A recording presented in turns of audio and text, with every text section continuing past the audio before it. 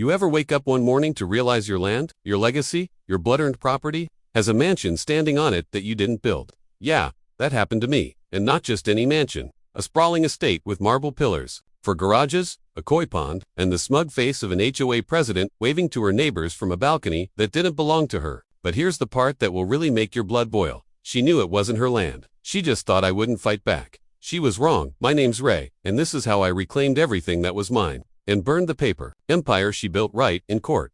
Let's rewind. I inherited 3 acres of untouched land on the edge of Willow Pines, a gated suburban paradise built around its homeowners association. My father left it to me after he passed. The land had been in our family for over 60 years, back when it was just open country and farmland. Now, fast forward to 3 years ago, I moved back to Willow Pines to settle affairs, thinking I might sell the land. I wasn't living large, just a mechanic trying to keep things steady. One day, I go check the property, and what do I find? Fences, gates, a paved private drive, and towering over the tree line, a mansion.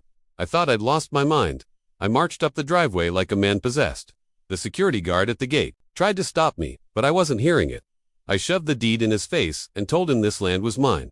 Then she appeared. Diane, the HOA president, blonde bob haircut, heels in the grass, and a voice that sounded like she was always scolding someone, even when she said hello.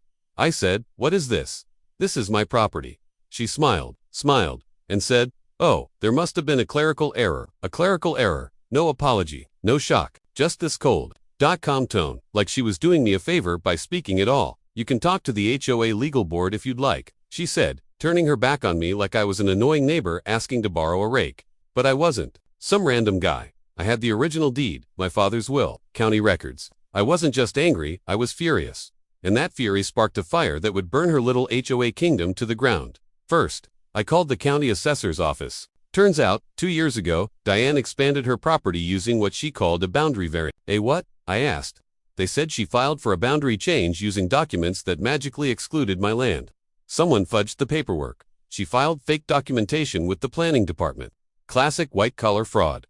But here's the kicker. She did it through the HOA's attorney, and pushed it through a rubber-stamped board of friends and cronies who approved it without question. And because I wasn't living there, no one contacted me. No letters, no notice, no public hearing. It was theft, the sneaky kind. So, I lawyered up, hard. I found a bulldog attorney named Kara who practically laughed when I showed her the paperwork. "Oh, we're going to eat them alive," she said. "We filed a lawsuit within a week. Fraud, trespassing, property seizure, damages, emotional distress." And while the legal machine crawled forward, I made sure the whole town knew what was happening. Posted the drone footage of the mansion online with a giant caption, "HOA president built her mansion on stolen land." It went viral in our county. Neighbors were pissed, not just because of the mansion, but because they'd also been bullied by Diane's HOA for years. Fines for grass height.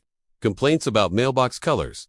Kids getting ticketed for skateboarding. Suddenly, I wasn't just some angry landowner. I was a symbol. And that scared her. She tried to settle. Offered me money, first $50,000, then $150,000. I said no. This wasn't about money. This was about principle. My family's land. My father's name. She wasn't buying her way out. When the court date finally came, the room was packed. HOA board members, neighbors, even a few reporters. Diane strutted in like a queen, pearls, high heels, perfectly tailored suit. She underestimated me. Our attorney shredded her in court. First, Kara presented the timeline clear as day, showing how Diane filed the fake documents 2 months after my father's passing. Convenient, right? Then came the county clerk who admitted under oath that Diane's variance request lacked key documentation and skipped public notice requirements. Then came the drone footage. Then the forged signatures. Then the HOA lawyer stammering under cross-examination, and finally, Kara dropped the bomb, a recorded voicemail from Diane to one of the board members, saying, "He won't do anything. He's just a mechanic." That played like a gunshot in the courtroom.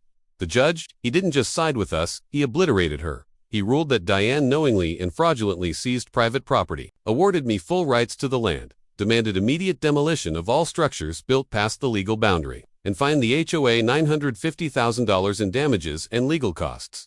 The courtroom was dead silent. Diane, she turned ghost white. Her lawyer just stared at the floor. She lost everything. And that smug mansion, bulldozed. The HOA couldn't afford to fight it. They tried to plead it down, delay it, but the judge wasn't having it.